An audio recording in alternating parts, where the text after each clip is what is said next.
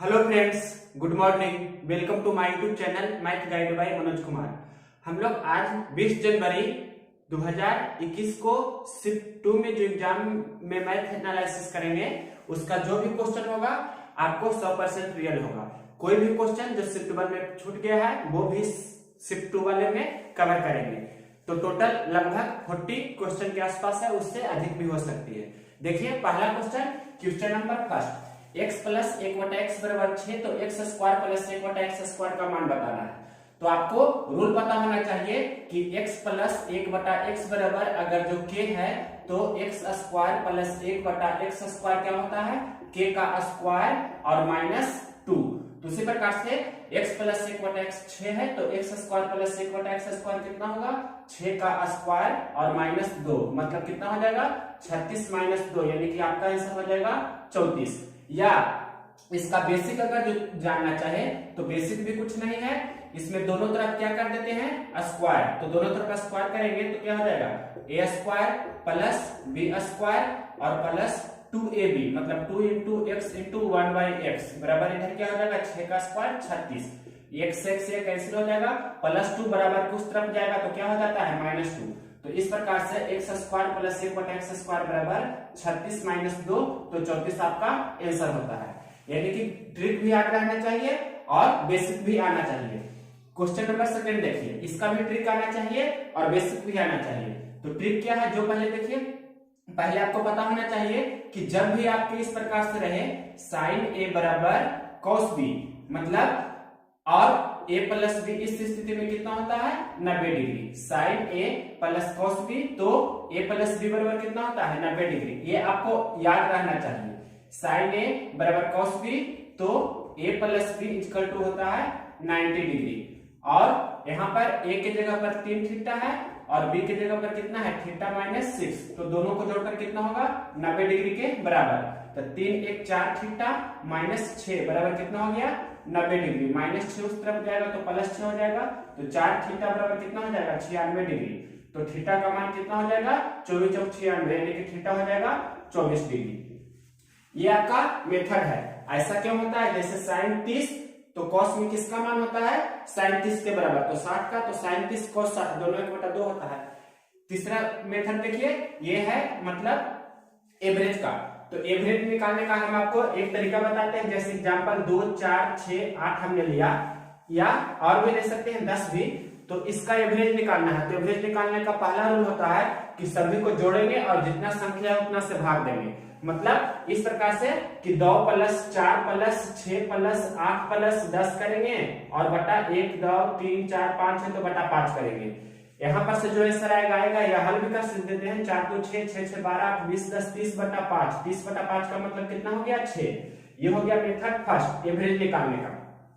दूसरा तरीका देखिए, मेथड सेकेंड क्या होता है। मेथड सेकेंड होता है कि यदि दो क्रमागत पदों का अंतर हमेशा समान रहे तो एवरेज बराबर होता है last term plus first term बटे 2, मतलब 2 4 6 8 10, तो सभी जगह 2 का ग्रेपिंग है ना, तो बराबर अंतराल में रहता है। तो एवरेज बराबर पहला पद और अंतिम पद दोनों को जोड़ते हैं और 2 से भाग देते हैं, तो यही आपका होता है 10 2 12 बटा 2, यानी कि 6। तीसरा अप्रोच देखिए, तीसरा अप्रोच क्या होता है, जो कि यदि बराबर पदों का अंतर समान है और वो आरोही क्रम में या अवरोही क्रम में, मतलब असेंडिंग या डिसेंडिंग ऑर्डर में लिखा गया है, तो जो बीच वाला पड़ेगा वही आपका औसत होगा। तो 2 इधर से हम छाट रहे हैं और 2 इधर से, तो बीच में 6 पड़ रहा है, तो 6 आपका औसत हो गया। इस प्रकार से एवरेज निकालते हैं। और भी तरीके होते हैं। तो यहाँ पर देखिए, ये तो क्रमागत पद नहीं है, 3 है 5 है, फिर यहाँ 7 रहना चाहिए 9 रहना चाहिए 11 रहना चाहिए, तब होता तो बीच वाला आपका आंसर हो जाता औसत। लेकिन ऐसा स्थिति में क्या करेंगे, औसत बराबर संख्याओं का योगफल बटा टोटल संख्या, मतलब टोटल का योगफल करेंगे तो 1 2 3 4 5 एम हो गया, और अंक को जोड़ेंगे तो 3 5 8 6 14 14 12 पहले जोड़ देते हैं, तो 14 12 26 हो जाता है, 26 और 9 कितना हो जाएगा 35, तो 5m प्लस 35 बटा 1 2 3 4 5, मतलब टोटल 5 संख्या है, ऊपर से हम 5 कॉमन ले लेंगे तो कितना हो जाएगा m प्लस 7 अपॉन 5, ये 5 से 5 कैंसिल हो जाएगा, मतलब m प्लस 7 आपका आंसर हो जाएगा। तो जब बराबर अंतराल नहीं रहे कर्मगत पदों का तो सभी को जोड़ेंगे और बटा जितना संख्या है उतना से भाग दे देंगे। लेकिन यहाँ पर देखिए a + 3, a + 5, a + 7, a + 9, a + 11, तो 3 है, 5 है, 7 है, 9 है, 11 है। यहाँ कर्मगत पदों का अंतर समान है, तो औसत का मतलब होता है बीच वाला, तो आपका औसत हो जाएगा a + 7, यही आंसर हो जाएगा। तो दूसरा अप्रोच से भी आप देख सकते हैं, लास्ट माइनस फर्स्ट बटे ये भी करके या सभी को जोड़ेंगे और बटा जितना है उतना करेंगे, तब भी आपका आंसर आ जाएगा यही। अब मेन इंपॉर्टेंट है, सबसे मेन है क्वेश्चन नंबर 5 नंबर क्वेश्चन देखिए ध्यान से, इसमें क्या कह रहा है, a + b + c = 8 और ab bc ca सभी को जोड़कर कितना दिया है 1, तो आपसे पूछ रहा है aq + bq + cq का मान कितना होगा जो। तो इसका शॉर्टकट अप्रोच आप क्या जानते हैं, हम पहले बताते हैं, जो भी आप जानते होंगे तुलना कर सकते हैं कि कौन बेस्ट है। तो सबसे पहले इसका बेस्ट अप्रोच है, जब भी आपको a + b + c दिया रहे और इसका ab × bc × ca दिया रहे, तो क्या करते हैं aq + bq + cq - 3abc के लिए जो a + b + c है वो लिखते हैं, इंटू इसी का यहाँ पर क्या लिखते हैं स्क्वायर लिखते हैं और घटाते हैं, जो ये दिया रहता है उसका 3 टाइम्स मतलब 3 गुना ये घटा देते हैं, यही आपका आंसर हो जाएगा। तो 8 गुना 8 × 8 = 64 में से 3 घटा देंगे तो 61 8 कितना हो जाएगा 488। इस प्रकार से ये आपका आंसर हो जाएगा। लेकिन इसका बेसिक अप्रोच देख लीजिए, बेसिक जो है मतलब ये कैसे हमने किया, तो आपको ये पता होना चाहिए कि aq + bq + cq और -3abc बराबर ये फार्मूला होता है a + b + c into a² + b² + c² -ab -bc और -ca, ये फार्मूला होता है, आपको मालूम होगा। तो यहां से भी बना सकते हैं और पहले यहां से हम बनाकर दिखा देते हैं। a + b + c का मान कितना है 8। अब a² + b² + c² का मान मालूम नहीं है, तो हम इसका स्क्वायर करते हैं, मतलब a + b + c जो आपके प्रश्न में दिया है कितना दिया है 8, तो दोनों तरफ इसका स्क्वायर करते हैं तो क्या हो जाएगा a + b + c का होल स्क्वायर का फार्मूला होता है a² + b² + c² plus 2ab 2bc 2ca, तो 2 कॉमन ले लेंगे तो ab + bc + ca इतना बराबर हो जाएगा 8 × 8 = 64। अब यहां पर से इसका मान आपके प्रश्न में 1 दिया है, तो 2 × 1 हो जाएगा, मतलब a² + b² + c² बराबर इधर तो 64 है और यहाँ पर इसके जगह पर 1 हो जाएगा, तो +2 × 1 मतलब -2, उस तरफ चला जाएगा, +2 है तो उस तरफ जाएगा तो -2, तो 64 में से 2 जाएगा तो 62 होगा। तो यहाँ पर क्या रखेंगे 62, इतना की जगह पर 62 और माइनस, यहाँ पर से हम कॉमन ले लेंगे माइनस, या दोनों तरफ माइनस से गुना कर देंगे तो माइनस से भी -bc -ca का मान -1 हो जाएगा, तो -1। अब 62 में से 1 घटा देंगे तो 61 हो जाएगा। तो इस प्रकार से आपका आंसर 488 होगा। इसी का ये मेथड हमने आपको सेकंड बताया, ये मेथड आपको फर्स्ट बताया डायरेक्ट, ये सबसे शॉर्टेस्ट अप्रोच है। और भी एक तरीका बता रहे हैं, जो देखिए मेथड थर्ड, मतलब यही चीज है। तो यहाँ पर जो इसका डिराइव्ड रूट क्या होता है a + b + c, यहाँ पर हम कॉमन लेते हैं, इसमें भी a + b + c होता है, तो a + b + c कॉमन लेंगे तो यहाँ पर ब्रैकेट में इसी का होल स्क्वायर हो जाता है, मतलब a + b + c का होल स्क्वायर माइनस यहाँ क्या हो जाता है 3 × ab + bc + c, मतलब इसका यूज करके हमने ये वाला लिखा है। a + b + c आपके प्रश्न में 8 दिया था तो 8 लिखें, a + b + c का होल स्क्वायर आपके प्रश्न में कितना हो जाएगा 8 का स्क्वायर और -3 × 1, यहाँ से भी आप बनाइएगा तो वही आ जाएगा 64 - 3, तो 8 × 61, 8 × 61 कितना हो जाएगा 488। इस प्रकार से आप बना सकते हैं। देखिए क्वेश्चन नंबर 6, x = 4 y = 5, तो 25x ⁴ + 16y² - 40x² का मान बताना है। तो ये आपको दिख रहा होगा कि स्क्वायर है, किसका स्क्वायर है, तो यहाँ पर आपको देखना चाहिए कि ये 5x² का स्क्वायर है और प्लस ये क्या है 4y का होल स्क्वायर है इस प्रकार से, और -2 ये भी होता है, तो 2 गुना a के जगह पर लिख सकते हैं 5x² और b के जगह पर लिख सकते हैं 4y। तो आपको क्लियर से दिख रहा होगा कि 5x² - 4y का ये क्या है होल स्क्वायर, 5x² - 4y का होल स्क्वायर है। तो x² तो x का स्क्वायर करेंगे, मतलब यहाँ पर लिख सकते हैं कि 5 गुना 4 का स्क्वायर और -4y, तो y की जगह पर कितना है 5 है, तो 4 गुना 5 इसी का स्क्वायर, तो तो हल कर दीजिए, 4 चौके 16 पचे 80, 80 माइनस 4 पचे 20, इसका स्क्वायर, तो 80 में से 20 जाएगा तो 60 का स्क्वायर, तो 60 का स्क्वायर कितना होगा 3600। मतलब इस प्रकार से आप डायरेक्ट आंसर इस प्रश्न का दे सकते हैं। नेक्स्ट क्वेश्चन ये शिफ्ट 1 का है, लेकिन यहाँ पर सेम वैरायटी का है तो ले लीजिए। देखिए यहाँ पर भी दिख रहा होगा डायरेक्ट, अब लिख रहे हैं क्या है, तो 4x स्क्वायर और माइनस 5y का होल स्क्वायर, इसका ये है पूरा डेराइव्ड रूप ये है, मतलब ये माइनस बी को होल स्क्वायर का ये दिया गया है। तो यहाँ पर देखिए 4x स्क्वायर यानी कि 4 गुना 5 का स्क्वायर, x की जगह पर 5 है, और माइनस 5y, तो y की जगह पर कितना है आपके प्रश्न में 2 है, इसका होल स्क्वायर। तो देखिए पापा जब 25 चौके कितना हो जाएगा 100, 100 माइनस 5 गुनी 10, इसका स्क्वायर, तो 100 में से 10 जाएगा तो 90, 90 का स्क्वायर कितना हो जाएगा 8100, तो 8100 यहाँ आपका आंसर हो जाएगा। नेक्स्ट क्वेश्चन देखिए, प्रथम 8 विषम संख्याओं का औसत क्या होगा, तो प्रथम 8 विषम संख्याओं का औसत 8 ही हो जाएगा। क्यों होता है ऐसा, क्योंकि आपको रूल पता रहना चाहिए कि प्रथम 8 के जगह पर n है, तो प्रथम n विषम संख्याओं का औसत क्या होता है n होता है, तो प्रथम 8 विषम संख्याओं का औसत 8 होगा, प्रथम 15 विषम संख्याओं का औसत 15 होगा। क्यों होता है जो देख लीजिए, जैसे यहाँ पर लिख रहे हैं 1 2 3, यहाँ पर 3, यहाँ लिख रहे हैं 1 3 5, प्रथम 3 विषम संख्या लिखे तो इसका औसत क्या होगा 3 हो जाएगा। मतलब जो भी पूछेगा जितना प्रथम विषम संख्याओं का औसत, तो वही आपका आंसर होगा। यहाँ प्रथम 1 2 3 विषम संख्या है, तो प्रथम 3 विषम संख्याओं का औसत 3 हो गया। प्रथम अगर जो हम 1 3 5 7 9, यहाँ पर कितना लेंगे 1 2 3 4 5, प्रथम 5 विषम संख्याओं का औसत तो कितना हो जाता है 5। दूसरे प्रकार से प्रथम 8 विषम संख्याओं का औसत तो 8 हो गया। तो नियम होता है प्रथम n, यहाँ पर n रहेगा, विषम संख्याओं का औसत तो n की जगह पर 8 है तो 8 हो गया।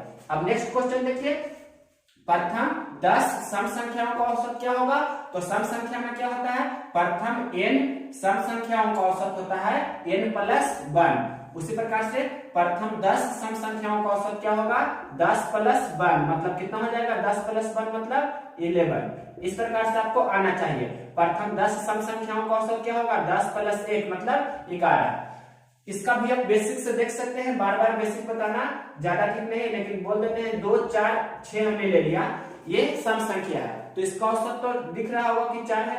यहाँ पर कितना है 10 है, 10 है मतलब जोड़ा में है, पेयर में है, तो हम यहाँ पर आपके बार ले लेते हैं 2 4 6 8, मान लीजिए कि 4 ले लिए, तो इसका औसत क्या होगा, तो इसका औसत होगा, देखिए औसत का मतलब होता है बीच वाला, तो 2 इधर से काटे मतलब 4 और छू के क्या पड़ा बीच में जो पड़ेगा मतलब 5। तो इस प्रकार से आपको पता होना चाहिए कि जो भी रहेगा जितना संख्या तो उससे एक ज्यादा है, मतलब 4 प्लस 1 इस प्रकार से हुआ, या 6 4 10 बटा 2 तो 5 हो गया। जैसे चाहे आप बना सकते हैं। प्रथम n सम संख्याओं का औसत तो n प्लस 1। उसी प्रकार से इसका कोई रूल नहीं होता है, इसको आपको निकालकर ही जोड़ना होगा। जैसे प्रश्न लिखा है प्रथम 12 अभाज्य संख्याओं का औसत, अभाज्य संख्या का एक नाम और है रूट संख्या, जिसे प्राइम नंबर भी बोलते हैं इंग्लिश में। तो सबसे छोटी अभाज्य संख्या क्या होता है 2, तो यहाँ पर हम 12 लिख रहे हैं, पहला 2 हो गया, 2 के बाद कितना होगा 3 होगा, 3 के बाद 5 होगा, 5 के बाद 7 होगा, फिर 11 होगा, फिर 13 होगा, उसके बाद 17 होगा, फिर 19 होगा, 19 के बाद 23 होगा, 23 के बाद 29 होगा, 29 के बाद 31 होगा, 31 के बाद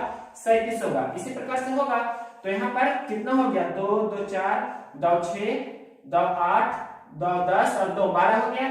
इतना बटा कितना करेंगे 12, तो सभी को जोड़ेंगे तो जोड़िएगा तो हो जाएगा 197, इतना बटा 12, 197 बटा 12 करेंगे तो 12 एकम 12, फिर 7 और 7 तो 12 छक 72 और 5 शेष बच जाएगा तो 5 बटा 12, यानी कि 16.5 बटा 12 आपके प्रश्न का आंसर हो जाएगा। नेक्स्ट क्वेश्चन देखिए, क्वेश्चन नंबर 11 नंबर क्वेश्चन है सिंप्लीफिकेशन का। तो सबसे पहले भाग की क्रिया करते हैं, तो दशमलव के आगे इधर 2 अंक है और दशमलव के इधर भी आगे 2 अंक है, तो दशमलव सबसे पहले हम हटा सकते हैं।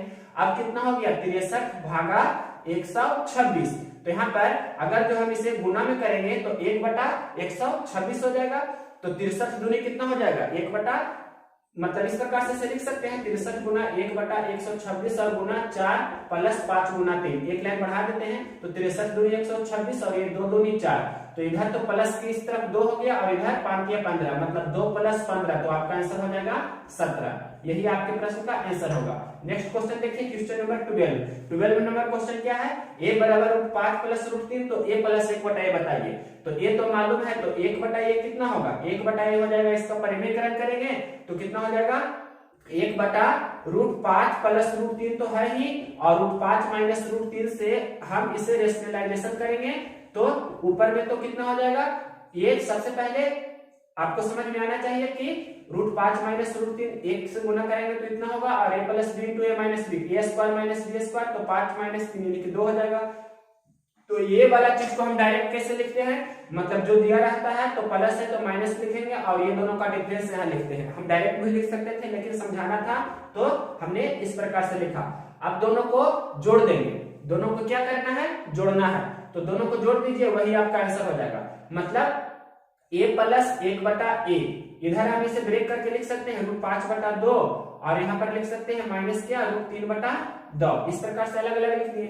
अब दोनों को जोड़ेंगे तो कितना हो जाएगा, √5 + ये, मतलब इस प्रकार से √5 + √5/2 और प्लस ये √3 और माइनस √3/2, जो भी हल करके आएगा वही आपका आंसर होगा। मतलब इस प्रकार से हम इसे बना सकते हैं। नेक्स्ट क्वेश्चन देखिए,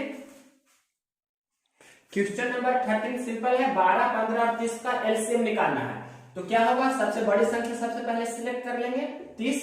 अब देखिए क्या करते हैं, 30 तो 30 से कट जाएगा, लेकिन 15 में 5 × 3 है और 30 में 5 × 6 है, या 5 × 2 × 3 भी से लिख सकते हैं। मतलब 5 तो पहले से है और 3 भी पहले से है, यानी कि ये 15 भी कट जाएगा, लेकिन 12 नहीं कटेगा। तो 12 किस कारण से नहीं कट रहा है, क्योंकि 12 के अंदर में 2 2 और 1 3 है, मतलब 3 पहले से ही है और 1 2 पहले से है, तो 1 2 हमें और चाहिए, तो 1 2 हम इसे दे देते हैं। तो अब 12 भी कट जाएगा, मतलब 30 दूनी 60 आपके प्रश्न का आंसर हो जाएगा। इसका हमने बेसिक अप्रोच बताया है, या 30 को दुगुना करते जाइए, तिगुना कीजिए, 4 गुना कीजिए, मतलब 30 का गुणज करते जाइए, वही आपका आंसर होगा। तो 30 दूनी 60 आपका एलसीएम हो जाएगा 12, 15, 30 का। क्वेश्चन नंबर देखिए 14 नंबर क्वेश्चन है, सबसे छोटी अभाज्य संख्या और सबसे छोटी भाज्य संख्या का एचसीएफ बताइए। मतलब smallest prime number and smallest composite number, दोनों का आपका मसा बताना है। तो सबसे छोटी अभाज्य संख्या, प्राइम नंबर क्या होता है 2, और सबसे छोटी कंपोजिट नंबर मतलब भाज्य संख्या क्या होता है 4। तो 2 और 4 का मसा कितना हो जाएगा 2। सिंपल है, क्योंकि 2 क्यों होगा, मसा मतलब होता है हाईएस्ट कॉमन फैक्टर, तो 2 का फैक्टर 2 × 1, 4 का फैक्टर 2 × 2, तो दोनों में सबसे बड़ा फैक्टर क्या है सामने 2, तो 2 आपका मसा हो जाएगा। नेक्स्ट क्वेश्चन देखिए, क्वेश्चन नंबर 15 नंबर क्वेश्चन भी बहुत ही अच्छे क्वेश्चन है। दो क्रमागत सम एवं विषम संख्याओं का मसा क्या होगा। तो सम एवं विषम संख्या क्रमागत रहना चाहिए। जैसे हम यहाँ पर सम संख्या ले लिए 4 और विषम संख्या ले लिए 5, तो दोनों का आपको मसा कितना होगा, तो क्रमागत सम संख्या और विषम संख्या का मसा 1 होता है। क्यों 1 होगा, 4 का गुणनखंड करेंगे तो 1 गुना 2 गुना 4, इस प्रकार से, मतलब 4 का फैक्टर क्या क्या होता है 1 होता है, 2 होता है, 4 होता है, और 5 का फैक्टर 1 और 5 होता है। तो दोनों में हाईएस्ट कॉमन फैक्टर कौन है, तो कॉमन तो दोनों में 1 ही है ना, तो एचसीएफ इस प्रकार से कितना हो जाएगा 1। तो जब भी आपके प्रश्न में रहे कि क्रमागत सम संख्या और विषम संख्या का मसा, तो 1 आंसर होगा। लेकिन डायरेक्ट बोलेगा कि दो सम संख्या और विषम संख्या का मसा, तो कैन नॉट बी डिटरमाइंड होगा, मतलब ज्ञात नहीं कर सकते हैं। एज फॉर एग्जांपल, जैसे हम ले लेते हैं 2 4, तो इसका तो मसा 2 हो जाएगा। उसी प्रकार से हम ले लिए कि 4 6, तो इसका भी मसा कितना हो गया 2 हो गया। यहाँ पर ले लिए, मान लीजिए कि हम ले लिए 9 और 6, 9 और 6 ले लिए, या 3 और 6 ले लिए, तो ये दोनों में दिख रहा है आपको 9 और 6 में तो कितना 3 कॉमन है, इसका मसा 3 हो जाएगा ना। ये सम संख्या, ये विषम संख्या, उसी प्रकार से 3 विषम संख्या है, 6 सम संख्या है, तो इसका कॉमन फैक्टर कितना है मैक्सिमम, तो 3 है, मतलब इसका भी मसा 3 हो जाएगा। यानी कि दो सम संख्या या विषम संख्या का मसा सम भी हो सकता है, विषम भी हो सकता है, लेकिन प्रश्न में कहे कि दो क्रमागत सम संख्या और विषम संख्या का मसा, तो हमेशा 1 होगा, जो यहाँ पर इस क्वेश्चन में था। क्वेश्चन नंबर 15 के बाद देखिए क्वेश्चन नंबर 16। अब जो भी क्वेश्चन करा रहे हैं सभी कॉमर्शियल मैथ का अच्छे क्वेश्चन है। एक क्वेश्चन और पहले देख लेते हैं, क्वेश्चन नंबर 16 के पहले क्वेश्चन नंबर ये 16 ही देखते हैं, लेकिन को प्राइम नंबर वाला। निम्नलिखित में से कौन सा अभाज्य संख्या है, तो सहअभाज्य संख्या क्या होता है, वैसा दो संख्या जिसका कॉमन फैक्टर सिर्फ एक होना चाहिए। जैसे आपके प्रश्न में 4 ऑप्शन दिया गया है। पहला ऑप्शन में है कितना 39 और 63, दूसरा ऑप्शन में आपके है 14 और 21, तीसरा ऑप्शन में आपके हैं 7 और 28 और चौथा ऑप्शन में आपके दिए गए हैं 6 और 35। तो यहाँ पर से देखिए 39 और 63 का कॉमन फैक्टर सिर्फ एक ही होना चाहिए, लेकिन यहाँ पर क्या 39 और 63 दोनों कितना से कट रहा है 3 से कट रहा है, इसका कॉमन फैक्टर सिर्फ एक होना चाहिए, मतलब ओनली 1।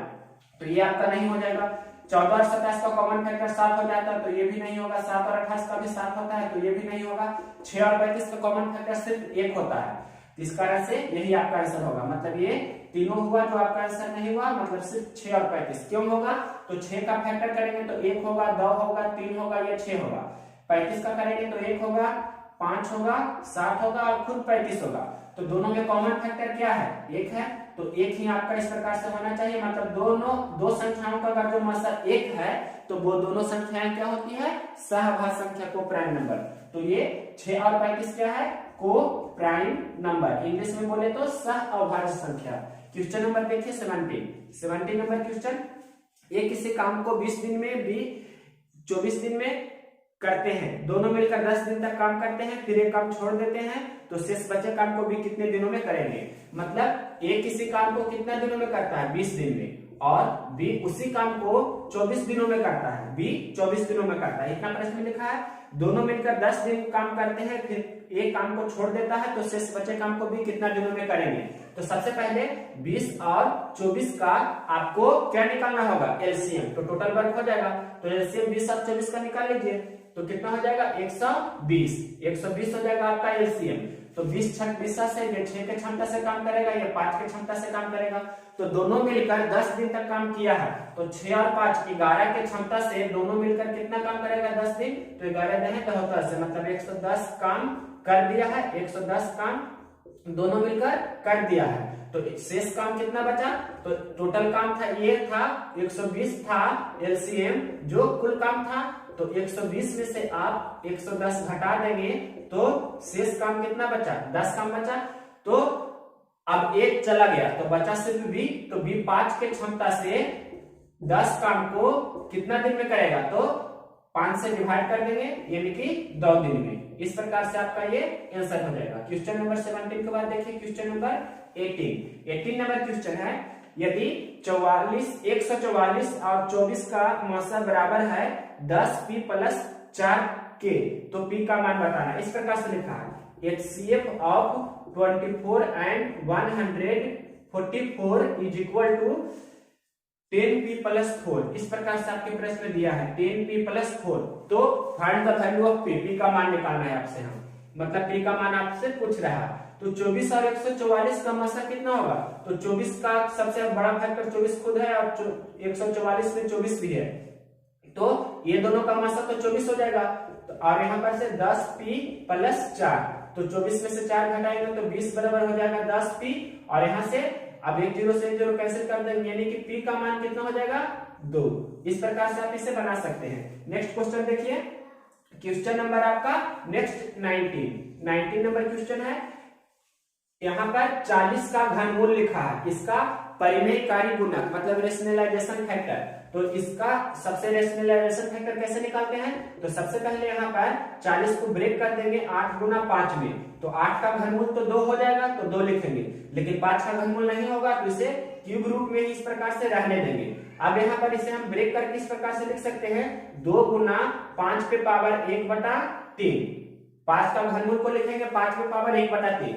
अब इससे हम कितना से गुना करें कि यह पूर्ण वर्ग संख्या हो जाए, मतलब पूर्ण संख्या में कन्वर्ट हो जाए, मतलब पूरी संख्या में हो जाए। तो 5 पे पावर 1/3 है, तो 5 पे पावर हम अगर जो 2/3 लिखते हैं तो यह 1/3 और 2/3 दोनों जोड़कर 3/3 होगा। 3/3 मतलब 1, 5 पे पावर 1 मतलब 5 पूरा हो जाएगा। यानी कि 5 पे पावर 1/3 में हम 5 पे पावर 2/3 से गुना करेंगे तो वह पूर्ण संख्या हो जाएगी। तो यही आपका होगा 5 पे पावर 2/3 जो होगा यह आपका परिमेयकारी गुणक होगा। परिमेयकारी गुणक या इंग्लिश में बोलेंगे तो रेशनलाइजेशन फैक्टर। तो क्वेश्चन नंबर 19 तक हमने किया। अब देखिए 20 नंबर। क्वेश्चन नंबर 20 देखिए, ये कह रहा है कि यदि क्रयमूल विक्रयमूल का 4/5 है तो लाभ परसेंट कितना है? If CP is 4/5 of SP, मतलब क्रयमूल विक्रयमूल का 4/5 है, यानी कि क्रयमूल है आपके प्रश्न में 4 तो विक्रयमूल कितना है 5, तो लाभ परसेंट कितना होगा जो पूछ रहा है। तो देखिए 4 में खरीद रहा है 5 में बेच रहा है, तो 1 रुपया का लाभ हो रहा है ना, तो प्रतिशत लाभ कितना हो जाएगा 1/4 गुना 100, यानी कि 25% आपका लाभ हो जाएगा। ये क्वेश्चन नंबर था आपका 20। अब देखिए क्वेश्चन नंबर 21 नंबर क्वेश्चन भी इजी है। बोल रहा है ए किसी काम को 10 दिन में, बी उसी काम को 12 दिन में करता है। ए किसी काम को 10 दिन में कर रहा है और बी उसी काम को 12 दिन में कर रहा है। प्रश्न में बोल रहा है दोनों मिलकर 4 दिन तक काम किया, ए ने काम छोड़ दिया, फिर शेष बचे काम को बी कितना दिन में पूरा करेगा। तो सबसे पहले 10 और 12 का एलसीएम निकाल लेंगे तो कितना हो जाएगा 12 और 10 का एलसीएम तो कितना हो जाएगा 60 हो जाएगा ना। तो यहाँ पर से 10 छक 60 आपका और 12 पचे 60, तो दोनों मिलकर 4 दिन तक काम किया है, मतलब 6 5 11 की क्षमता से 4 दिन काम करेगा, तो 11 चौक 44 काम दोनों कर लिया है। तो शेष काम निकालेंगे तो शेष काम कितना होगा, तो शेष काम निकालने के लिए टोटल काम है 60 यूनिट और काम हो गया है 44 यूनिट, तो घटा देंगे तो 44 और 6 50 होता है और 10 60 होता है, मतलब 16 काम बचा है। तो 16 काम बचा है, तो अब ए तो चला गया तो बचा बी, तो बी बचा 5 की क्षमता से कितना दिन में पूरा करेगा, मतलब 16/5, तो 16/5 कितना होगा, मतलब 32/10, तो 3.2 इतना दिन आपका आंसर होगा। नेक्स्ट क्वेश्चन देखिए क्वेश्चन नंबर आपका ये 22 नंबर क्वेश्चन भी बहुत ही अच्छी क्वेश्चन है। बोल रहा है प्रश्न में कि किसी भिन्न में 6 जोड़ने पर वह 3/4 गुना अधिक हो जाती है, तो मूल भिन्न का हर बताइए। कोई भिन्न हमने x/y मान लिया, इसमें 6 जोड़ने पर 6 जोड़ दिए, तो बोल रहा है कि नया भिन्न 3/4 गुना अधिक हो जाती है, 3/4 गुना अधिक हो जाती है। इसका मतलब 4 और 3 7/4 गुना हो जाती है उस मतलब प्रारंभिक मूल भिन्न का। तो यहाँ पर से आप इसे हल करेंगे तो 6 तो इधर हम रहने देते हैं, तो ये कितना हो जाएगा, अगर जो ये पूरा कितना है 7x/4y इस प्रकार से है, x/y इस तरफ लाएंगे हम, तो दोनों में x/y अगर जो कॉमन ले लेते हैं तो कितना हो जाएगा 7/4 माइनस 1, तो 6 बराबर हो जाएगा x/y इंटू, अब 7 में से 4 घटाएंगे तो 3/4 होगा ना, तो यहाँ पर से 3 दूनी 6 कैंसिल कर देंगे, तो यहाँ पर कितना हो जाएगा 4 दूनी 8, मतलब x/y का मान हो जाएगा कितना, x/y का मान हो जाएगा 8/1। तो यहाँ पर से आपका जो मूल भिन्न हो गया उसका ये हो गया अंश और ये हो गया आपका हर। तो प्रश्न में आपसे पूछ रहा था मूल भिन्न का हर बताइए, तो एक आंसर हो जाएगा। नेक्स्ट क्वेश्चन देखिए क्वेश्चन नंबर ये था 22। अब देखिए क्वेश्चन नंबर 23 नंबर क्वेश्चन भी इजी है। यदि मूलधन आपके प्रश्न में है 25,000, मूलधन है आपके प्रश्न में 25,000 रुपया और रेट दिया गया है 6%, तो टाइम भी दिया गया है 2 इयर्स का, 2 वर्ष आपको समय दिया गया है, तो सीआई कितना होगा जो पूछ रहा है। तो ऐसे प्रश्न का बेस्ट अप्रोच क्या होता है, जो देखिए सीआई निकालने के लिए सबसे पहला मेथड फर्स्ट आपको बता रहे हैं कि क्या होता है, जो सीआई निकालना है ना, तो प्रश्न में मूलधन कितना दिया है 25,000, मूलधन 25,000 और परसेंटेज में कितना होता है मूलधन 100%, तो यहाँ पर से मूलधन का कंपेयर मूलधन से कर दिए। आपको सीआई निकालना है तो 6 वर्ष मतलब 2 वर्ष में या 6% की दर से 2 वर्ष का सीआई क्या होगा, तो 6 छक 36 और 6 दूनी 12, मतलब 12.36 इतना हो जाएगा ये आपका सीआई। अगर जो अमाउंट कहता है तो 100% प्लस इतना मतलब 112.36 होता है, लेकिन सीआई पूछ रहा है तो इतना ही होगा। अब इसे हल कर दीजिएगा, जो हल करके आएगा वही आपका आंसर हो जाएगा।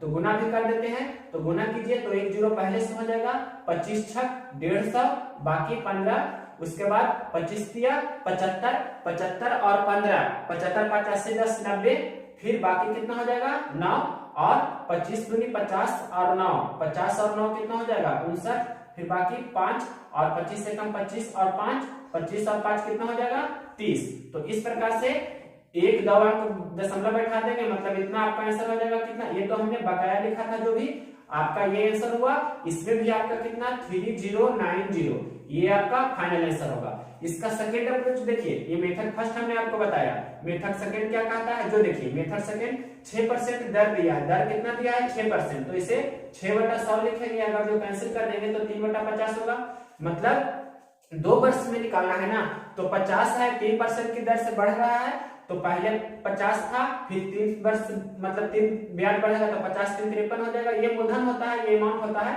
तो यहाँ पर से 2 वर्ष के लिए कह रहा है, तो एक बार और लिखेंगे 50 और 53। अब यहाँ पर से ये दोनों का गुणनफल करेंगे तो 2500 हो जाएगा, और ये कितना हो जाएगा 53 गुणे 53 मतलब 53 का स्क्वायर, तो 50 से 3 जाती है तो 3 3 9 और 25 3 28 मतलब 53 गुना 53 2809 होता है। तो 2500 रुपया मूलधन है, 2809 रुपया मिश्रधन है। तो सीआई कितना है, तो सीआई यहाँ पर से सीआई क्या होता है, मिश्रधन माइनस मूलधन होता है, मतलब ये इससे कितना अधिक है या इतना माइनस इतना, मतलब अंतर दोनों का क्या होता है सीआई। सीआई मतलब होता है अमाउंट माइनस प्रिंसिपल। तो घटा दीजिए, मतलब 2809 में से आप घटाइए 2500, तो घटाइएगा तो कितना हो जाएगा 309। तो 309 हो गया आपका क्या सीआई, ये हो गया आपका सीआई। तो प्रश्न में देखिए मूलधन दिया है 25,000, यानी कि ऐसे रेशियो में 2500 है, तो 2500 का वैल्यू आपके प्रश्न में कितना दिया है 25,000, यानी कि 25,000 दिया है तो कितना 10 गुना दिया है, रेशियो की अपेक्षा 10 गुना है, तो जो भी पूछेगा उसका 10 गुना। तो सीआई पूछ रहा है, तो सीआई कितना निकाल कर लाए हैं 309, तो इसका 10 गुना कितना हो जाएगा, मतलब 309, इसका 10 गुना तो 1 जीरो और हो जाएगा, यही आपका हो जाएगा सीआई आंसर में। अगर जो आपका अमाउंट पूछता है मिश्रधन, तो इसका 10 गुना मतलब 2809 पर 1 जीरो दे देते, वही आपका हो जाता है अमाउंट। तो इस नियम से आप प्रिंसिपल निकाल सकते हैं, मूलधन, मिश्रधन और सीआई, और इस अप्रोच से भी आप निकाल सकते हैं, जैसे चाहे आपको जो पसंद हो। दोनों तरीका बहुत ही बेस्ट है, ये भी तरीका इंपॉर्टेंट है और ये तो है ही। तो क्वेश्चन नंबर 24 देखते हैं आप। क्वेश्चन नंबर 24 है, किसी वस्तु का अंकित मूल्य 10,000 रुपया है, मतलब आपके प्रश्न में मार्केट प्राइस कितना दिया गया है 10,000 रुपया। किसी वस्तु का अंकित मूल्य 10,000 रुपया है और उस पर 50% की छूट दी जाती है, मतलब पहला डिस्काउंट D1 कितना दिया गया है 10% का छूट है। उसके बाद आपके प्रश्न में लिखा है कि फिर 2 क्रमागत छूट दिया गया है, इस प्रकार से और क्रमागत छूट दिया गया है 40% और कितना 10% का, मतलब 40% का छूट दिया गया है और 10% का छूट दिया गया है, मतलब ये क्रमागत छूट है। क्रमागत छूट मतलब सक्सेसिव डिस्काउंट, क्रमागत छूट आपके प्रश्न में दिया गया है। तो प्रश्न में पूछ रहा है कि पहले दी गई छूट एवं 2 क्रमागत छूटों के बीच का अंतर कितना रुपया का होगा। तो यहाँ से ये तो 10% छूट है ही, और यहाँ पर आपके प्रश्न में पहला 10% छूट है नहीं, पहला दिया गया है आपके प्रश्न में 50% का छूट है, पहला छूट है 50% का, और दूसरा क्रमागत छूट है कितना 40% और 10% का। तो यहाँ से आपको ये निकालना है सक्सेसिव डिस्काउंट कितना हो जाएगा 40 प्लस 10 और माइनस 40 गुना 10/100। तो यहाँ से निकालेंगे तो कितना आ जाएगा 40 10 50 में से 4 घटाएंगे तो 46 हो जाएगा ना, मतलब सक्सेसिव डिस्काउंट क्रमागत छूट 46% हो गया, 40% और 10% का। तो ये दोनों का अंतर कितना है, ये दोनों का जो डिफरेंस है, तो डिफरेंस कितना का हुआ 50% और 40% का डिफरेंस 4% का। तो यही जो दिया गया है आपके प्रश्न में अमाउंट, मतलब मार्केट प्राइस 10,000, तो 10,000 का कितना निकालना है 4%, 10,000 का 4% निकालना है। तो 4% कितना होगा, 2 जीरो से 2 जीरो कैंसिल कर देंगे तो 400 रुपया आपका आंसर हो जाएगा। नेक्स्ट क्वेश्चन देखिए, ये इंपॉर्टेंट क्वेश्चन था, क्वेश्चन नंबर 25 नंबर क्वेश्चन है, किसी वस्तु को 5% हानि के बजाय 5% लाभ पर बेचते हैं तो 5 रुपया का मुनाफा यानी कि फायदा होती है, तो उस वस्तु का क्रय मूल्य बताइए। 5% हानि के बजाय 5% लाभ पर बेच रहा है, तो यहाँ डिफरेंस कितना का है 10% का। तो प्रश्न में लिखा है कि 5 रुपया का लाभ होता है, यानी कि 10% का वैल्यू 5 रुपया दिया है प्रश्न में, तो 100% का वैल्यू कितना होगा, तो कितना से गुना हो रहा है 10 से, 100% के लिए तो इधर भी 10 से गुना करेंगे, मतलब कितना आपका आंसर हो जाएगा 50 रुपया। इस प्रकार से आप इसे तुरंत बना सकते हैं। नेक्स्ट क्वेश्चन देखिए, क्वेश्चन नंबर आपका ये हो गया 25। अब देखिए क्वेश्चन नंबर 26 नंबर क्वेश्चन आपको दे रहे हैं। ये क्वेश्चन है कि यदि किसी अर्धवृत्त की त्रिज्या 35 सेंटीमीटर है तो उसका परिधि बताइए। तो पहले आपको रूल बता देते हैं कि क्या होता है। 26 नंबर यहाँ बता रहे हैं, देखिए रूल पहले पता होना चाहिए कि ये कोई अर्धवृत्त है, ये कोई अर्धवृत्त है, तो अर्धवृत्त का ये हो गया आपका, यहाँ से पूरा वृत्त अगर जो रहता है, ये मान लिए कि पूरा वृत्त है, तो पूरा वृत्त का ये जो होता है भाग जिसे बोलते हैं परिधि, और परिधि क्या होता है पूरा वृत्त का, तो 2 पाई r, और अर्धवृत्त ये क्या है अर्धवृत्त, तो अर्धवृत्त का परिधि कितना होगा, अर्धवृत्त का ये होता है जो परिधि, तो इसे ही बोलते हैं परिधि। तो अर्धवृत्त का परिधि क्या होगा, इसका आधार मतलब क्या हो जाएगा, पाई आर। अब अगर जो अर्धवृत्त का परिमाप बोले, अर्धवृत्त का परिमाप वृत्त का परिमाप नहीं होता है, अर्धवृत्त का परिमाप होता है। तो परिमाप मतलब हो जाएगा परिधि प्लस परिधि, परिमाप बराबर क्या हो जाएगा, अर्धवृत्त का परिधि प्लस ये वाला भाग मतलब जिसे बोलते हैं व्यास। मतलब अर्धवृत्त का परिमाप क्या हो जाएगा, अर्धवृत्त का परिमाप बराबर हो जाएगा परिधि प्लस व्यास। तो परिधि होता है पाई आर और व्यास क्या होता है 2r। मतलब पाई आर यहाँ से हम कॉमन ले लेंगे, आर कॉमन ले लेंगे तो हो जाएगा क्या, पाई प्लस 2। इस प्रकार से आप इसे याद रखिएगा। मतलब अर्धवृत्त का परिमाप क्या होता है, परिधि ये हो गया और प्लस व्यास, इसे व्यास बोलते हैं। तो परिधि और व्यास को मिलाकर पूरा को हम परिमाप बोलेंगे अर्धवृत्त का। तो क्वेश्चन देखिए 26 नंबर क्वेश्चन क्या बोल रहा है, 26 नंबर में कह रहा है कि अर्धवृत्त की त्रिज्या 35 सेंटीमीटर है, मतलब r बराबर दिया है 35 सेंटीमीटर। तो आपसे क्या पूछ रहा है, प्रश्न में पूछ रहा है उसका परिधि। तो परिधि क्या हो जाएगा, परिधि सिर्फ प्रश्न में परिधि पूछ रहा है, तो परिधि क्या होता है, यही भाग होता है परिधि। तो परिधि कितना है, पाई आर।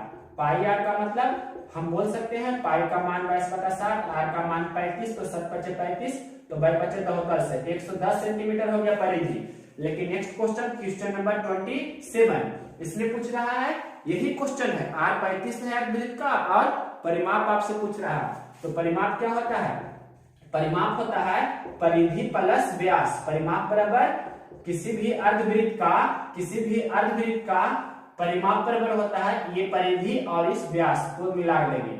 मतलब अब देखिए आपको दिख रहा होगा कि परिधि हमने 110 निकाल ली है और व्यास क्या हो जाएगा, त्रिज्या दिया है 35, तो व्यास हो जाएगा 35 गुना 2 यानी कि 70।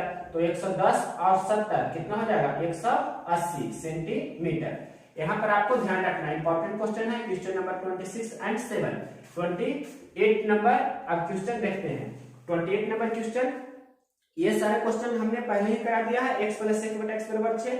अब x का y% है, इस प्रकार से लिखा गया है x का y%। तो यहाँ पर आगे प्रश्न में लिखा है कि x% का यहाँ पर कितना होगा, मतलब खाली स्थान। तो x का y% मतलब x गुना y/100, तो इधर भी होना चाहिए इसी के बराबर। तो x% मतलब x/100, तो x/100 है तो यहाँ बैलेंस के लिए क्या होना चाहिए, y होना चाहिए। तो यहाँ पर खाली स्थान की जगह पर y होगा। नेक्स्ट क्वेश्चन देखते हैं 20, ये हो गया 8। अब 29 भी यहाँ पर बता ही देते हैं। 29 नंबर क्वेश्चन है, √7 क्या है, √7 क्या है, तो √7 है क्या, इरेशनल नंबर। इरेशनल नंबर को बोल सकते हैं आप क्या, हिंदी में अपरिमेय संख्या। मतलब √7 है जो अपरिमेय संख्या है या नॉन परफेक्ट स्क्वायर रूट। इसे आप ऐसे भी याद रख सकते हैं, नॉन परफेक्ट स्क्वायर रूट मतलब अपूर्ण वर्ग संख्या। नेक्स्ट क्वेश्चन 29 के बाद 30 देखते हैं। क्वेश्चन नंबर 30 ये बोल रहा है √5 + √3 × √5 - √3। तो क्लियर दिख रहा होगा कि a + b × a - b का फॉर्मूला क्या होता है, a² - b²। इस पर है तो a² मतलब √5 का स्क्वायर और b² - √3 का स्क्वायर। तो 5 - 3 यानी कि 2 आपका आंसर होगा। नेक्स्ट क्वेश्चन देखिए, क्वेश्चन नंबर 31। इसमें आपको बोल रहा है प्रश्न में कि 5 अंकों की कुल कितनी संख्याएं होती है। तो 5 अंकों की कुल कितनी संख्याएं होगी, तो 5 अंकों की सबसे छोटी संख्या क्या होगी, तो 1 पर 4 जीरो इस प्रकार से। और उसी प्रकार से 5 अंकों की सबसे बड़ी संख्या कितनी होगी, तो 5 9 इस प्रकार से होगा। तो नंबर ऑफ टर्म्स निकालना है 5 अंकों की। तो 5 अंकों वाला कैसे निकालते हैं, तो लास्ट माइनस फर्स्ट करते हैं और +1 कर देते हैं, यानी कि 5 9 उसके बाद प्लस ये 10,000 जैसे हम बोल सकते हैं और -1। तो आप देखिए क्या कि यहाँ पर से क्या आप कर सकते हैं, ये इतना लास्ट माइनस फर्स्ट होता है, लास्ट माइनस फर्स्ट और +1, लास्ट माइनस फर्स्ट +1। तो यहाँ पर से देखिए जैसे एक जोड़ेंगे इसमें, ये कितना है 99,999 है, एक जोड़ेंगे तो एक पर कितना जीरो हो जाएगा, 5 जीरो हो जाएगा ना, एक पर कितना जीरो हो जाएगा 5 जीरो। तो 5 जीरो का मतलब इसे हम बोल सकते हैं 100,000। और 100,000 में से आप घटाइए 10,000, 100,000 में से कितना घटाइए 10,000। तो 100,000 में से 10,000 घटावेंगे तो कितना हो जाएगा 90,000। तो 90,000 आपके इस प्रश्न का आंसर हो जाएगा। ये सिंपल क्वेश्चन था, और भी इसको समझने के लिए आप दूसरा यूज भी कर सकते हैं, इसमें कोई डाउट नहीं है। कोई भी तरीका यूज कीजिए, यही होता है लास्ट माइनस फर्स्ट करते हैं और प्लस 1 करते हैं। इस प्रकार से नंबर ऑफ टर्म्स को निकालते हैं। नंबर ऑफ टर्म्स बराबर क्या फॉर्मूला होता है, लास्ट माइनस फर्स्ट प्लस 1। इसके बाद देखिए क्वेश्चन नंबर 32, ये बोल रहा है कि त्रिघात समीकरण आपके प्रश्न में लिखा गया है f(x) बराबर 2x³ minus x square minus 2x plus 1, ये दिया गया है के मूल ए बी सी है। इसका मूल है ए बी सी। तो आपके प्रश्न में पूछ रहा है A B plus B C plus C A B plus B C plus C A का मान क्या होगा, शून्य या मूल उसे ही बोलते हैं, इसमें कोई भी डाउट नहीं है। तो इसे द्विघात समीकरण को हल करना जानते हैं। तो त्रिघात समीकरण को कैसे बनाते हैं, तो अपने मन से सबसे पहले x के जगह पर अगर जो 1 लेंगे, फिर अगर जो बारी बारी से -1 लेकर देखेंगे, या -2 लेंगे या +2 लेंगे, -1/2 लेंगे, +1/2 लेंगे, मतलब किसी का इर्द गिर्द आप लीजिएगा और इसको सेटिस्फाई कर जाएगा, मतलब 0 आ जाएगा, तो वह इसका मूल होगा। तो त्रिघात समीकरण है तो इसका 3 मूल है ए बी सी। तो सबसे पहले x के जगह पर हम 1 ले रहे हैं, तो 1 लेकर देखिए, मतलब एक निकालिए, तो 2 × 1 का क्यूब माइनस 1 का स्क्वायर और -2 × 1 और +1, ये आपसे प्रश्न में पूछ रहा है। तो इसे हल करेंगे तो 2 - 1 -2 +1, तो यहाँ पर से क्लियर दिख रहा होगा, +2 - 1 +1 मतलब 0 आ रहा है। तो पहला मूल हो गया x बराबर 1। अब x बराबर 1 हो गया, तो x बराबर 1 हो गया, तो x - 1 बराबर 0 होगा। तो x - 1 से इसमें भाग देंगे तो द्विघात समीकरण आएगा, और द्विघात समीकरण आएगा तो उसका हल करेंगे तो 2 वैल्यू निकल जाएगा, मतलब 2 मूल और निकल जाएगा। इस प्रकार से भी बना सकते हैं, या आप यहीं पर से 2 भी चेक कर लीजिए, तो x का मान अगर जो -1 रखेंगे तो -1 भी रखेंगे तो सेटिस्फाई कर जाएगा। देखिए कैसे, तो आपको सामने यहाँ पर हल करके हम दिखा रहे हैं, तो आपको संतुष्ट हो जाएंगे कि इस प्रकार से होता है, मतलब ये -2 हो जाएगा, ये तो -1 ही रहेगा, ये +2 हो जाएगा और ये +1, तो -3 और +3, इस प्रकार से ये 0 हो गया। मतलब पहला वैल्यू हो गया, a का मान 1 हो गया, b का मान -1 हो गया, और c का मान निकालिएगा तो c का मान हो जाता है, अगर जो 1/2 लीजिएगा तब भी सेटिस्फाई कर जाता है, मतलब c का मान हो जाता है 1/2। अब यहाँ पर से आप a b b c c a निकाल लीजिए, तो a b मतलब 1 गुना -1 प्लस BC मतलब -1 गुना 1/2, उसके बाद CA मतलब 1/2 गुना A, तो 1 गुना -1 माइनस हो गया, ये कितना हो जाएगा -1/2 और +1/2, तो ये तो कैंसिल हो जाएगा, मतलब -1 आपके प्रश्न का आंसर होगा। क्वेश्चन नंबर ये था 32। अब देखिए क्वेश्चन नंबर 33 नंबर क्वेश्चन, 4/7 में क्या जोड़े कि 1/14 हो जाए, मतलब 4/7 में क्या जोड़ा जाए कि 1/14 हो जाए। तो 4/7 लिखे यहाँ पर, प्लस यहाँ पर आपको लिखना है क्या जोड़े, ये कितना हो जाएगा 15/14। तो देखिए 15/14 है, तो ये आप ऐसे भी बना सकते हैं सिंपल वे में कि 15/14 और -4/7, तो हर को समान कर लेंगे। 14 है तो यहाँ पर 14 करने के लिए 200 पर नीचे गुना कर दिए, तो 15/14 में से क्या घटा देंगे 8/14, तो 8/14 घटाएंगे तो कितना हो जाएगा 6/15 में से 8 घटाएंगे तो कितना हो जाएगा 7/14, और 7/14 को आप लिख सकते हैं 1/2, मतलब यहाँ पर कितना होगा 1/2, यही आपका आंसर होगा। नेक्स्ट क्वेश्चन देखिए क्वेश्चन नंबर 34 नंबर क्वेश्चन भी इजी है।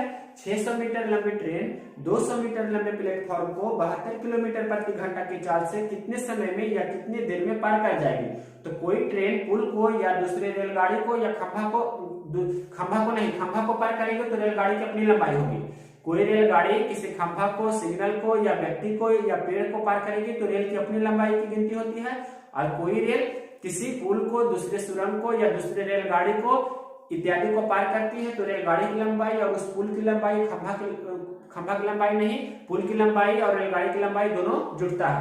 तो यहाँ पर से प्रश्न में लिखा है 600 मीटर लंबी ट्रेन है, कितनी देर में पार करेगी, तो समय बराबर दूरी बटा 4, तो 600 मीटर लंबी ट्रेन 200 मीटर लंबे पुल को, तो 600 प्लस 200 ये हो जाएगा आपका दूरी, समय बराबर दूरी बटा 4 होता है, तो दूरी हो गया।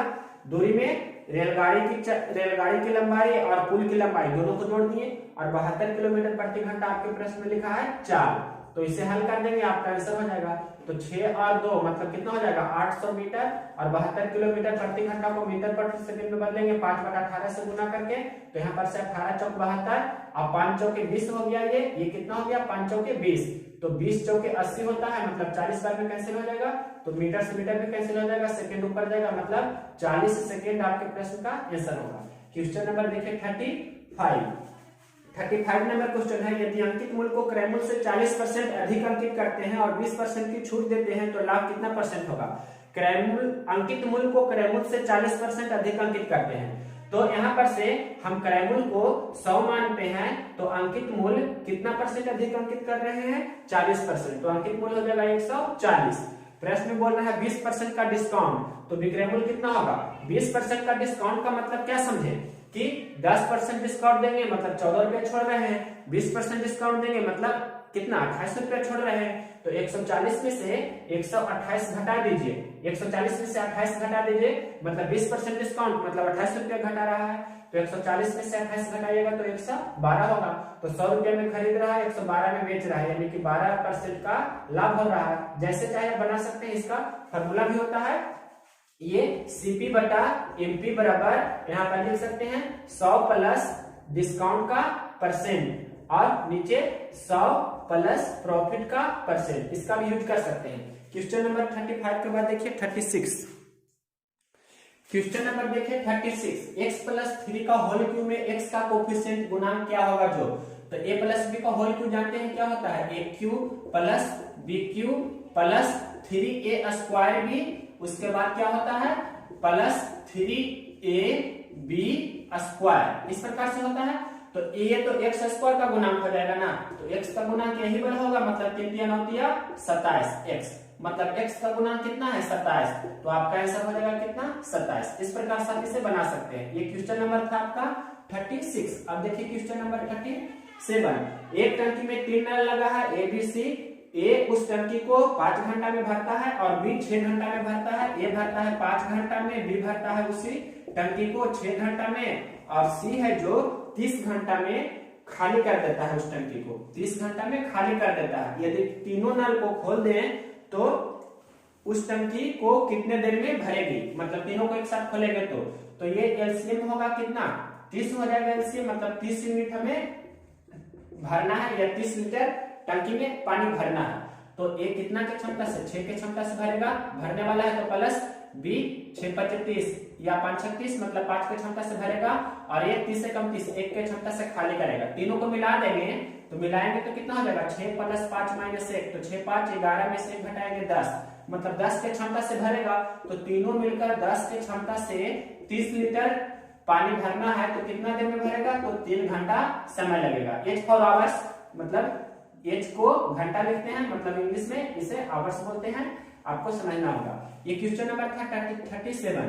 अब देखिए 2-3 क्वेश्चन और है, बस 38। क्वेश्चन नंबर देखिए 38, ये है tan 5, tan 25, 45, 60, 85 इस प्रकार से।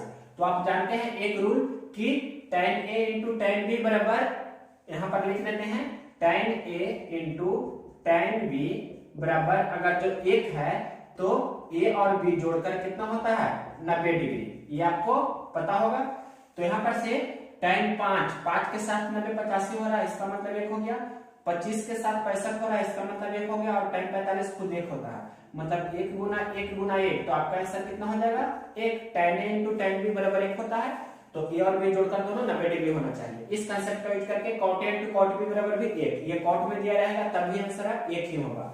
नेक्स्ट क्वेश्चन देखिए क्वेश्चन नंबर 39, sin पाई बटा 10 इंटू cos पाई बटा 10। तो पाई की जगह पर आप रख लीजिए कितना 180 डिग्री, पाई का मान होता है 180 डिग्री, तो ये कितना हो जाएगा 180 डिग्री यहाँ पर रख देंगे तो हो जाएगा 0 0 कैंसिल हो जाएगा, मतलब sin 18 डिग्री और इंटू cos 18 डिग्री। तो यहाँ पर से आपको समझना है फॉर्मूला होता है 2 हम आगे गुना करते हैं और 1/2 से गुना करते हैं।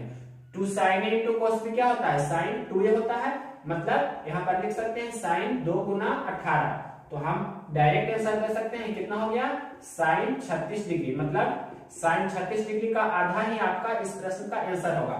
और sin 36 का मान आपको पता होगा, हमने टेबल भी बताया है, तो यहाँ पर ज्यादा नहीं बता रहे हैं। देखिए question number 40, 1 plus tan 20 upon 1 minus tan 20 का मान कितना होगा? तो आपको पता होना चाहिए 1 के जगह पर हम लिख सकते हैं tan 45, तो यहाँ भी लिख सकते हैं, यहाँ 1 ही रहने देते हैं। तो आप फॉर्मूला जानते हैं इस प्रकार से कि tan a प्लस b बराबर एक फॉर्मूला आपको पता होगा, क्या होता है? tan a plus tan b बटा 1 minus tan a into tan b। अब देखिए 1 माइनस है तो 1 माइनस इस प्रकार से है, तो यहाँ पर से अपने मन से 1 माइनस यहाँ पर 1 गुना tan b से हम लिख देंगे, और सजाने के लिए 1 माइनस ये 1 की जगह पर हम लिख रहे हैं कितना? tan 45, तो tan 45 और इंटू कितना हो गया? tan 20। मतलब हर में इतना चीज है और अंश में tan 45 प्लस tan 20 है, तो tan a plus tan b बटा 1 minus tan a into tan b है, तो क्या होता है? tan a प्लस b, मतलब यहाँ पर लिख देंगे tan a की जगह पर 45 है और b की जगह पर 20 है, तो कितना हो जाएगा? tan a plus tan b, मतलब 45 और 20 कितना हो जाएगा? 65।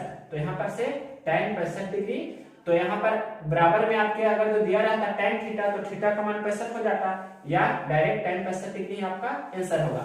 नेक्स्ट क्वेश्चन, एक क्वेश्चन आप देखते हैं, बहुत ही अच्छी क्वेश्चन है। क्वेश्चन नंबर आपका ये 41 नंबर देखिए। 5 वर्ष पहले माँ की उम्र बेटी की उम्र की 5 गुनी है। 5 वर्ष पहले माँ की उम्र जो है, माँ की उम्र है जो बेटी की उम्र की 3 गुनी है। मतलब अगर जो बेटी 1 वर्ष की है तो उसकी माँ 3 वर्ष की है। आगे प्रश्न में बोल रहा है कि 10 वर्ष बाद, मतलब 10 साल बाद माँ की उम्र बेटी की उम्र का 2 गुना हो जाएगा। मतलब माँ 2 वर्ष की तो बेटी 1 वर्ष की। तो प्रश्न पूछ रहा है बेटी की वर्तमान उम्र बताइए, तो बेटी की वर्तमान उम्र पूछ रहा है प्रश्न में। यहाँ देखिए प्रश्न में अलग अलग समय का अनुपात दिया रहता है, तो क्या करते हैं? अंतर को समान करते हैं। तो 3 और 1 का अंतर 2 है और 2 और 1 का अंतर 1 है, तो इसमें हम 2 से गुना कर देंगे, मतलब 4 और 2 हो जाएगा। तो 3 से 4 हो रहा है, मतलब 1 वर्ष का घट रहा है। 2 1 यहाँ पर से मतलब 1 वर्ष की वृद्धि हो रहा है, यहाँ भी 1 वर्ष की वृद्धि हो रहा है। 3 से 4 या 1 से 2, 1 वर्ष की वृद्धि। और -5 से +10, तो अलग अलग मतलब पूर्व बाद या बाद या पूर्व रहेगा तो अंतर क्या होता है? जुड़ता है। तो 10 और 5 15, यानी कि 1 यूनिट का वैल्यू आपके प्रश्न में कितना दिया है? 15। 1 यूनिट का वैल्यू 15, तो हम निकाल लेते हैं। किसका पूछ रहा है प्रश्न में? उसी का निकालेंगे, बेटी की वर्तमान उम्र। तो बेटी 5 वर्ष पहले निकालेंगे, मतलब 5 वर्ष पहले 1 यूनिट का वैल्यू हो गया 5 वर्ष पहले का, यानी कि 15 वर्ष। तो 15 वर्ष है उसका बेटी की आयु 5 वर्ष पहले, तो अभी कितना होगा? वर्तमान में कितना होगा? तो 15 में हम 5 जोड़ देंगे, मतलब कितना हो जाएगा? 20 वर्ष, यानी कि 20 वर्ष ही आपके इस प्रश्न का आंसर होगा जो पूछा गया है। देखिए क्वेश्चन नंबर 42, ये बोल रहा है 27/25 है जो 27/25 है जो दशमलव के कितने अंकों के बाद शांत हो जाएगा, मतलब शांत दशमलव पर शांत हो जाएगा या टर्मिनेटिंग हो जाएगा। तो क्या करते हैं? इसे 100 से गुना, मतलब 10 या 100 या 1000 बनाते हैं, तो 27 चौकट होता है 108/100 हो जाएगा, मतलब 2 अंक बाद दशमलव हो जाएगा लास्ट से, 1 2 अंक बाद। तो दशमलव के कितने अंक बाद? 1 2, यानी कि 2 अंकों बाद। तो 2 अंकों बाद आपका इस प्रश्न का आंसर होगा। यही जो भी होगा ऑप्शन में 2 अंक बाद वो आपका आंसर हो जाएगा। क्वेश्चन नंबर देखिए 43 नंबर क्वेश्चन है। 20 वर्ष पहले पति और पत्नी की औसत आयु 23 वर्ष थी। 20 वर्ष पहले है, 20 वर्ष पहले आपके प्रश्न में लिखा गया है। 20 वर्ष पहले पत्नी और पति, मतलब यहाँ पर लिख सकते हैं पति और पत्नी दोनों का योगफल कितना हो जाएगा? 20 वर्ष पहले औसत आयु है पति और पत्नी का 23 वर्ष, तो योगफल 2 व्यक्ति है, तो योगफल बराबर होता है औसत गुना संख्या। तो 20 वर्ष पहले पति और पत्नी की औसत आयु 23 वर्ष है, तो दोनों का योगफल कितना हो जाएगा? 23 गुना 2। 23 गुना 2 को बोल सकते हैं 46 वर्ष, यानी कि 20 वर्ष पहले एक पति और उसकी पत्नी की आयु का योगफल 46 वर्ष है। तो यहाँ पर से वर्तमान समय में दोनों का योगफल कितना हो जाएगा? वर्तमान समय में पति और पत्नी का आयु का योगफल कितना होगा? तो 46 वर्ष है जो, तो 20 वर्ष पहले का योगफल है, तो 20 दूनी मतलब 2 बार जोड़ेंगे, 20 पति के लिए और ये 20 पत्नी के लिए, मतलब 46 प्लस यहाँ पर 20 गुना 2 डायरेक्ट लिख सकते थे, तो 20 दूनी 40, यानी कि 46 और 40 कितना हो जाएगा? 86, यानी कि वर्तमान में 86 वर्ष के हैं पति और पत्नी की आयु। तो प्रश्न में आगे बोल रहा है कि पिता, पुत्र और पत्नी, मतलब उसका एक बेटा भी है, तीनों की औसत आयु 34 वर्ष है, अभी है 34 वर्ष, मतलब पति है और पत्नी है और उसका पुत्र है, मतलब बेटा है। तीनों का औसत आयु कितना है? 34 वर्ष। तो योगफल कितना हो जाएगा? 34 गुना 3। 34 गुना 3 को बोल सकते हैं 102। 35 दिया 75 से, तो 34 दिया 102 होता है। अब देखिए इसे घटा दीजिए, तो या एक लाइन और लिखकर नीचे घटा देते हैं। प्रश्न में लिखा है क्या? पति और पत्नी। पति और पत्नी का आयु आपके प्रश्न में कितना दिया है? पति और पत्नी का आयु 86 वर्ष अभी वर्तमान में है, तो घटा देंगे यहाँ पर से, तो आपको ये तो पति पत्नी कैंसिल हो जाएगा, मतलब पुत्र की आयु हो जाएगा 102 में से 86 घटाइएगा तो 86 और 14 100 होता है, 2 और मतलब 16। तो पुत्र की आयु अभी कितना है? 16 वर्ष। इस प्रकार से 43 क्वेश्चन तक हमने कवर किया। अगर यह वीडियो पसंद है तो इसे लाइक करें और शेयर करें, और अपने जो भी सोशल ग्रुप्स हैं जैसे व्हाट्सएप, फेसबुक, इंस्टाग्राम, ये सभी में शेयर कर सकते हैं। नेक्स्ट क्यूज होगा, नेक्स्ट क्यूज मतलब इसका क्यूज भी कराते हैं टेलीग्राम पर, आपको उसमें भी ज्वाइन हो जाना है। Math Guide by Manoj Kumar Telegram channel से जो क्यूज का प्रैक्टिस करना चाहते हैं उस पर अवेलेबल है, और वीडियो सोल्यूशन भी यूट्यूब पर है, तो यूट्यूब चैनल को सब्सक्राइब कीजिएगा। और इसका सेट प्रैक्टिस के लिए आप मेरे टेलीग्राम चैनल पर क्यूज ले सकते हैं, और बहुत सारे ग्रुप में हम क्यूज कराते भी हैं, आप चेक कर सकते हैं।